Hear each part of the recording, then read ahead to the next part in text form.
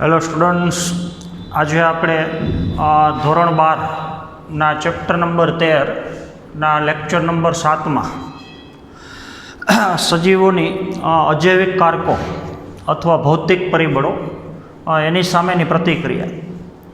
તો આગળના અમુક પીરિયડમાં આપણે અજૈવિક પરિબળો, મુખ્ય 4 અજૈવિક પરિબળો, પ્રકાશ, તાપમાન, પાણી અને જમીન, એના ગુણધર્મ વગેરેનો આપણે અભ્યાસ કર્યો છે. તો એ ચારેય પરિબળો સજીવના દૈનિક જીવન ઉપર અથવા એની દેહધાર્મિક ક્રિયાઓ ઉપર કઈ રીતથી અસર કરે છે, અથવા એ પરિબળોની સામે સજીવો કઈ રીતથી પ્રતિક્રિયા દર્શાવે છે, સજીવો બદલાયેલી પરિસ્થિતિને કેવી રીતથી અનુરૂપ થાય છે, તો એ બાબત હવે આપણે ખાસ સમજવાની છે. તો સૌથી પહેલાં તો પૃથ્વી ઉપરનો કોઈ પણ સજીવ એનો વસવાટ પર્યાવરણમાં છે. તો સજીવ જે જગ્યાએ રહે છે એને આપણે એનું નિવાસ સ્થાન કહીએ છીએ. તો સજીવો જે કુદરતી નિવાસ સ્થાનમાં રહે છે, જે પર્યાવરણમાં રહે છે, તો એ નિવાસ સ્થાનની સજીવોને ઘેરીને આવેલી પરિસ્થિતિ, જેને આપણે સજીવનું આજુબાજુનું પર્યાવરણ કહીએ છીએ. તો સજીવોના કુદરતી નિવાસ સ્થાનની અંદર જે પર્યાવરણ હાજર છે એ પર્યાવરણના મુખ્ય ઘટકો 2 છે. એક જૈવ ઘટક છે અને બીજું અજૈવ ઘટકો છે, અથવા એને આપણે ભૌતિક ઘટકો કહી શકીએ. તો મુખ્યત્વે 4 પ્રકારના ભૌતિક ઘટકો, અજૈવિક ઘટકો, જેની આપણે માહિતી આગળના પીરિયડમાં લીધેલી છે. તો એક પરિબળ જે તાપમાન છે, બીજું પરિબળ પ્રકાશ છે, ત્રીજું પરિબળ પાણી છે અને ચોથું પરિબળ ભૂમિ છે. તો સજીવને ઘેરીને સજીવના કુદરતી નિવાસસ્થાનમાં અથવા પર્યાવરણની અંદર સજીવને ઘેરીને જે પરિસ્થિતિ હાજર છે, જૈવિક અને અજૈવિક, એમાં ખાસ કરીને અજૈવિક ઘટકો, ભૌતિક ઘટકો, એ અજૈવિક ઘટકો સતત એક ધારા એક સરખા ન હોય. તો તમે કહી શકો કે સજીવ જે કુદરતી પર્યાવરણમાં વસવાટ કરે છે એના અજૈવિક ઘટકો જે સતત પરિવર્તનશીલ છે, વારંવાર ઘટકોનું પ્રમાણ અને તીવ્રતામાં મોટા પ્રમાણમાં ફેરફાર સર્જાતા હોય. તો જ્યારે જ્યારે સજીવની આજુબાજુનું અજૈવિક પર્યાવરણ બદલાતું હોય, એમાં શક્તિશાળી રીતે મોટા પ્રમાણમાં પરિવર્તન આવતા હોય, તાપમાન એકદમ નીચું થઈ જતું હોય, તાપમાન એકદમ વધી જતું હોય, પ્રકાશની તીવ્રતા એકદમ ઘટતી હોય, વધતી હોય, પાણીની પ્રાપ્તિ એકદમ ઓછી થઈ જતી હોય, ભૂમિના બંધારણમાં વારંવાર ખાસ કરીને એના રાસાયણિક બંધારણમાં પરિવર્તન આવતા હોય. તો થયેલા બધાય પરિવર્તન જે સજીવ માટે પ્રતિકૂળ છે. તો સજીવ જે કુદરતી પર્યાવરણમાં વસવાટ કરે છે એ કુદરતી પર્યાવરણની અજૈવિક પરિસ્થિતિની અંદર જ્યારે જ્યારે પરિવર્તન આવતા હોય, તો એ પરિસ્થિતિ સજીવ માટે તાણદાયી પરિસ્થિતિ છે. તો એને આપણે પ્રતિકૂળતા કહીએ છીએ. અથવા અજૈવિક પરિસ્થિતિમાં સહન ન થાય એવો ફેરફાર થવાની ક્રિયા, જેને આપણે તણાવયુક્ત પરિસ્થિતિ કહીએ છીએ. તો જ્યારે જ્યારે અજૈવિક પરિબળોની અંદર તણાવયુક્ત પરિસ્થિતિ સર્જાય, પ્રતિકૂળતા સર્જાય, તો એ પ્રતિકૂળતાનો સામનો કરવા માટે સજીવોએ પોતાના શરીરના દેહધાર્મિક લક્ષણો, બાહ્યાકાર વિદ્યાના લક્ષણો, વર્તણૂક સંબંધિત લક્ષણો, તો આવા લક્ષણોનો ઉપયોગ કરી અને એ ઘટકોનો સામનો કરવો પડે છે, અથવા એ ઘટકોની સામે અનુકૂળતા મેળવવી પડે છે. તો સજીવો બદલાયેલી પરિસ્થિતિ અથવા સર્જાયેલી પ્રતિકૂળતા અથવા સર્જાયેલી તાણદાયક પરિસ્થિતિ એનો સામનો કઈ રીતથી કરે છે, એની સામે કઈ રીતથી અનુકૂલન સાધે છે, તો એ બાબત ખાસ આપણે સમજવાની છે. તો બીજો મુદ્દો છે સ્થાયી આંતરિક પર્યાવરણ. તો આપણને ખબર છે કે પૃથ્વી ઉપર જીવની ઉત્પત્તિ જે કરોડો વર્ષ પહેલાં થયેલી છે. તો લાખો વર્ષથી સજીવો પૃથ્વીની સપાટી ઉપર વસવાટ કરે છે.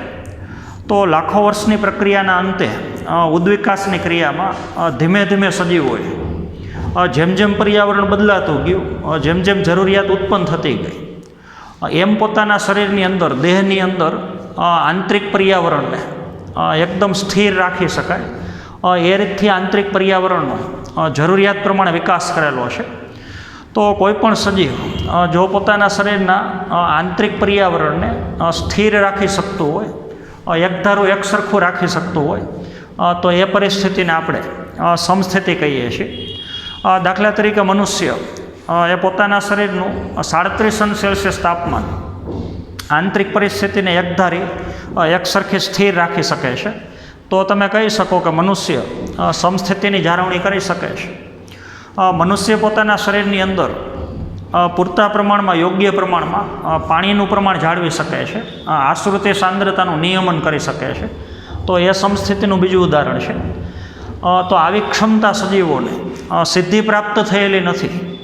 ઉદ્વિકાસની પ્રક્રિયામાં લાખો વર્ષની પ્રક્રિયાના અંતે જેમ જેમ પર્યાવરણ બદલાતું ગયું, જેમ જેમ જરૂરિયાત ઉત્પન્ન થતી ગઈ, એમ શરીરના આંતરિક ભાગની અંદર ધીમે ધીમે પરિવર્તનો આવી અને સજીવોએ પોતાના આંતરિક પર્યાવરણને સ્થિર રાખી શકાય એ પ્રકારનો વિકાસ કરેલો છે.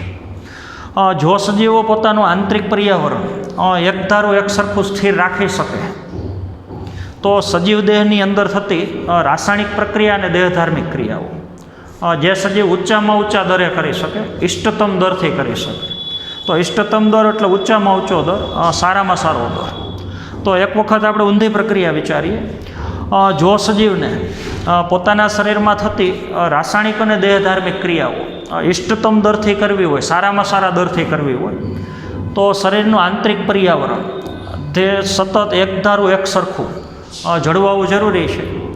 અને જે સજીવો પોતાના શરીરનું આંતરિક પર્યાવરણ સતત એકધારું એકસરખું જાળવી શકતા હોય, તો સજીવોએ એ પ્રકારની ક્ષમતા લાખો વર્ષની પ્રક્રિયાના અંતે ઉદ્વિકાસની ક્રિયામાં પ્રાપ્ત કરેલી છે. તો એમાં હવે આપણે થોડુંક ઊંડાણપૂર્વક થોડુંક સમજવાનું છે. તો ઘણી સજીવની જાતિઓ એવી છે કે જે પોતાના શરીરની સ્થાયી આંતરિક પરિસ્થિતિ, શરીરની અંદરનું આંતરિક પર્યાવરણ એકધારું રાખી શકે છે. જે સજીવો પોતાના શરીરનું આંતરિક પર્યાવરણ એકધારું સરખું જાળવી શકતા હોય, એ સજીવોની અંદર દેહધાર્મિક અને રાસાયણિક ક્રિયાઓનો દર દેહધાર્મિક જરૂરિયાત પ્રમાણે ઇષ્ટતમમાં ઇષ્ટતમ હોય છે. તો એ સજીવો સારી રીતે વૃદ્ધિ અને વિકાસ પામી શકે, સારી રીતે પ્રજનન કરી શકે અને એ જાતિઓ લાંબા સમય સુધી પૃથ્વી ઉપર પોતાનું અસ્તિત્વ ટકાવી શકે. તો આંતરિક સ્થાયી પરિસ્થિતિ સતત એકધારી જાળવી રાખવી, એના તમે બે ઉદાહરણ લઈ શકો. દાખલા તરીકે આપણને ખબર છે પક્ષીની જાતિઓ અને સસ્તનની જાતિઓ જે પોતાના શરીરનું રુધિર અથવા એને તમે દેહજોડ કહી શકો. તો પૃથ્વી ઉપરના બે પ્રાણીઓ એવા છે, પક્ષી અને સસ્તન, જે પોતાના દેહજોડનું ઇષ્ટતમ એટલે સારામાં સારું પોતાને જરૂરી છે એ પ્રકારનું તાપમાન જાળવી શકે છે.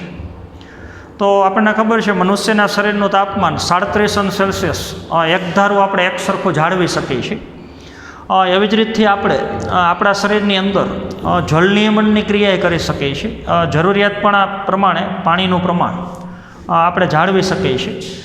તો આપણે આશ્રુતિ સાંદ્રતાનું નિયમન કરી શકીએ છીએ અને દેહજળનું ઇષ્ટતમ તાપમાને આપણે જાળવી શકીએ છીએ. તો આપણે બે પ્રકારની સમસ્થિતિ એની આપણા શરીરની અંદર જાળવણી કરીએ છીએ. તો સજીવ ક્યારે સૌથી પહેલાં તો સમસ્થિતિ જાળવવા માટેના પ્રયત્ન કરશે. તો સજીવ જે પર્યાવરણની અંદર વસવાટ કરે છે એની આજુબાજુનું પર્યાવરણ ગમે ત્યારે બદલવાનો પ્રયત્ન કરે તો આજુબાજુની પરિસ્થિતિ ગમે તે પ્રકારની હોય.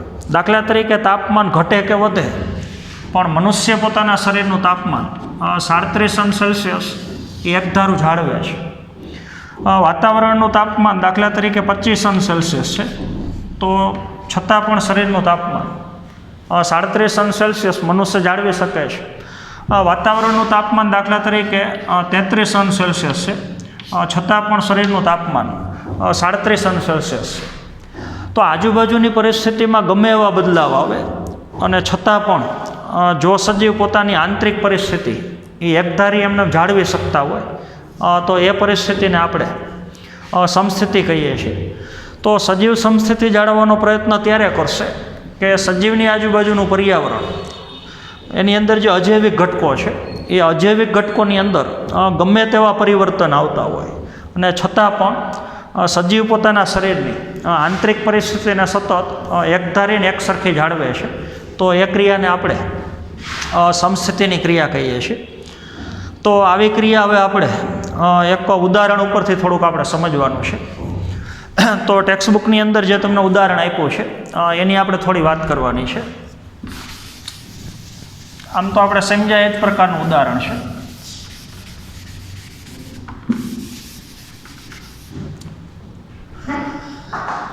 ઉદાહરણ તરીકે XYZ કોઈ પણ એક વ્યક્તિ છે,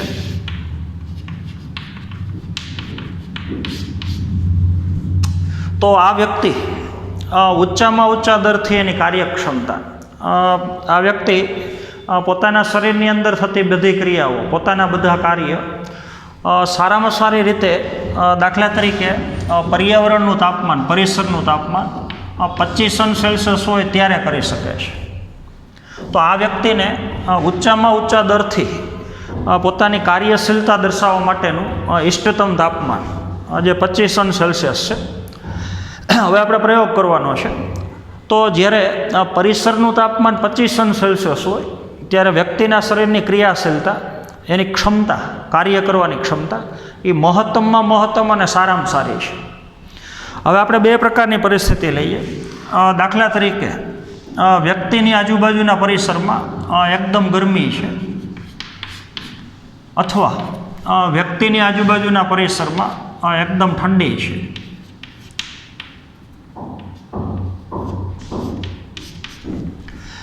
એટલે કે વ્યક્તિની આજુબાજુના પરિસરનું તાપમાન 25°C કરતાં વધે એકદમ, અથવા 25°C કરતાં એકદમ ઘટે, તો એ પરિસ્થિતિ વ્યક્તિને સારી રીતથી કાર્ય કરવા માટે અડચણરૂપ છે.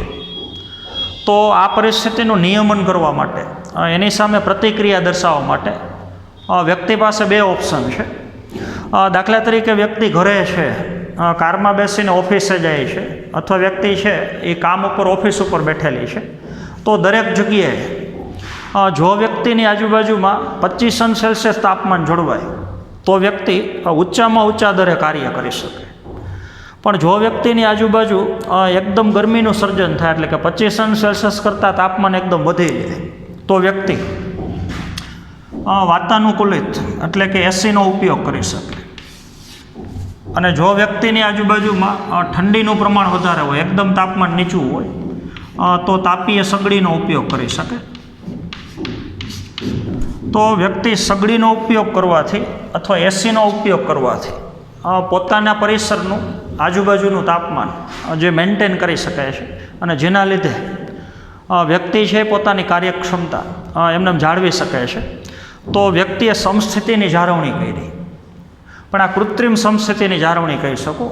એસીનો ઉપયોગ કરવો, ઠંડી લાગે તો સગડીનો ઉપયોગ કરવો, હીટનો ઉપયોગ કરવો, તો કૃત્રિમ રીતે વ્યક્તિએ પોતાની કાર્યક્ષમતા એમને જળવાઈ રહે એ રીતથી પરિસ્થિતિનું નિર્માણ કર્યું. તો આવું કુદરતી રીતે પણ શરીરની અંદર થતું હોય છે. તો કુદરતી રીતે પણ આપણા શરીરમાં એવી દેહધાર્મિક ક્રિયાઓ થતી હોય, એવી રાસાયણિક પ્રક્રિયાઓ થતી હોય કે જેના લીધે આપણા શરીરનું તાપમાન શરીરની જરૂરિયાત પ્રમાણે એમને જળવાય છે. તો પર્યાવરણની અંદર વસવાટ કરતા સજીવો જ્યારે જ્યારે પોતાનું પર્યાવરણ બદલાતું હોય, અજૈવિક પરિબળોની અંદર પરિવર્તન આવતા હોય, તાણદાયી પરિસ્થિતિનું નિર્માણ થતું હોય, તો સજીવો આવી તાણદાયી પરિસ્થિતિનો કઈ રીતથી સામનો કરે છે, એની સામે કયા પ્રકારની વ્યવસ્થાઓ ગોઠવે છે. તો એવા આપણે 4 પ્રકારના ખરેખર અનુકૂલન અથવા 4 પ્રકારની વ્યવસ્થાઓ જે હવે આપણે આવતા પીરિયડથી ખાસ કરીને સમજવાની છે. તો 4 તમારે મોટા મોટા પ્રશ્ન છે. નિયમન કરવાની ક્રિયા, અનુસર્કો છે, સ્થળાંતરણ કરવાની ક્રિયા છે, ઢીલમાં નાખનારાઓ છે. તો આ 4 મુદ્દાઓની આપણે ચર્ચા કરવાની છે. તો એની અંદર અલગ અલગ પ્રકારના સજીવો બદલાયેલી પરિસ્થિતિનો સામનો કરવા માટે કયા કયા પ્રકારની વ્યવસ્થા ગોઠવે છે એની વાત આપણે આવતા પીરિયડમાં કરશું. તો આજના પીરિયડની અંદર આપણે અહીંયા સુધી રાખશું. Thank you.